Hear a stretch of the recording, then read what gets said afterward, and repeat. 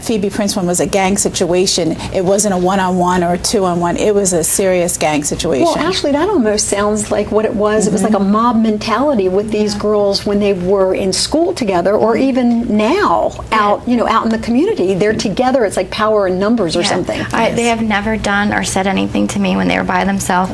They've always been with at least 3 or 4 other of their friends, and like I said, still to this day, they're still harassing me. And she's absolutely right in that sense, because they don't have the courage if they were just one-to-one. And if they were to see you one-to-one, they probably would put their head down. They wouldn't give you eye contact. And so how do we break that whole groupthink mentality? How can we establish a moral compass and a moral imperative in young people for one young person to emerge from the group to say, this is wrong. This person didn't do anything to us. Why are we engaging in this angry and aggressive behavior?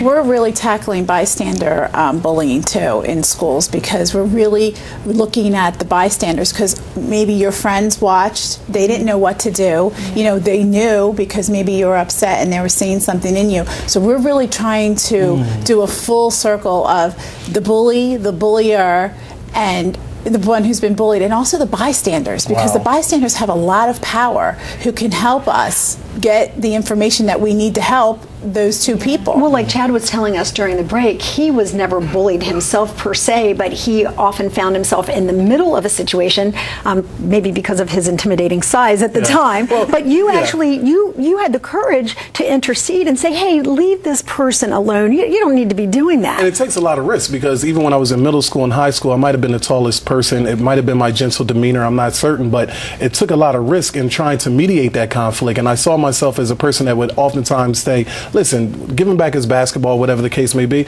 But then oftentimes the gangs and the bullies would turn on me. Right. And then I would find myself running home from school, all 6'5" of myself, flying out of the school. But oftentimes it was one of those things where I knew first and foremost to try to find a trusted adult. And that's what we really have to do. How can young people feel adequate enough to go to a trusted adult, and how can we get those trusted adults to recognize that this young person has a serious concern? Well, that's a good point. I'm glad we have time to talk about that, because I know myself, I was afraid to tell my parents or my teacher, because I thought I would be a snitch, I'd be a rat, I'd be a tattletale, and that then I would pay the price.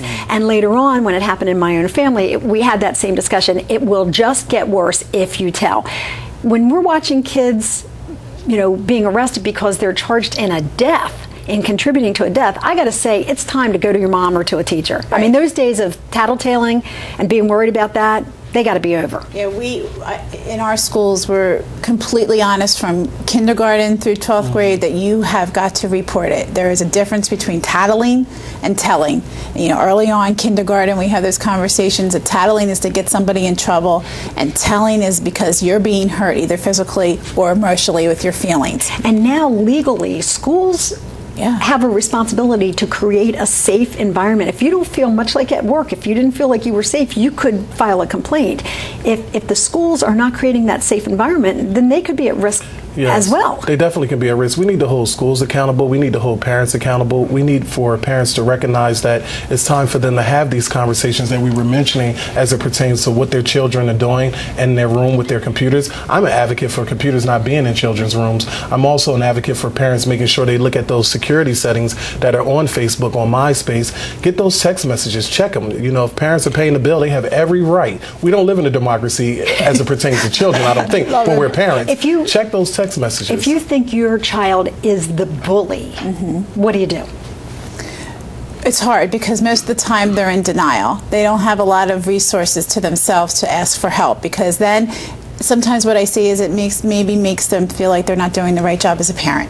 So I think most of the time we go into, my child might have an anger issue, my child might be having low self-esteem, and most of the time they're acting out at school. So there's going to be other issues, not just that one particular bullying issue. There's going to be maybe low grades or something's happening in the classroom. And if you're not in denial, get professional help. Get Absolutely. your child a social worker, get your child a psychologist, get your child some ongoing counseling to deal with the root cause of why they're acting out that particular way, and they find themselves trying to be physical towards someone else. And we always said that the bully at school was emulating behavior someplace else. So maybe that's hard for parents to look and say, hey, maybe my dad's a bully, or that kind of thing. Actually, hindsight is always 20/20. knowing what you know now, if you had it to do over again and you transported yourself back to being a junior in high school, how might you have handled this situation differently?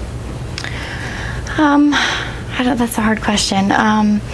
Would you have told sooner? Would you have stood up to them? I would have stood up to them. I would have, and I don't know what would have happened if I would have stood up to them. And maybe I would have said something sooner. I didn't say anything. I thought, it'll go away. It's just, let me Did your just get friends through this. see it happening and they were afraid to get involved too? Yeah, they were. said? And then when it got to the point where like my car was getting keyed or my car was being egged and things were being thrown at my house, then, I was just like, it has to stop. So then I said something. All right, so your advice to young people who might find themselves in this situation would be? Say everything that happens to every single person you know, whether it be your parents, your friends, teachers, principals, lunch ladies, security guards at school. Anybody the more that will you listen. document, the more that you have. All right, Ashley, thank you so much for having the courage to tell your story, because I'm going to tell you, I've done this show for a long time, and when the people tell their personal stories, that makes the biggest impact. So thank you so much for doing that. And of course, the expert advice always helps as well. So Chad and Jennifer, thank you very much for being with us. Great to have you back here. Until the next time, my thanks to my crew and to you for watching. We'll see you.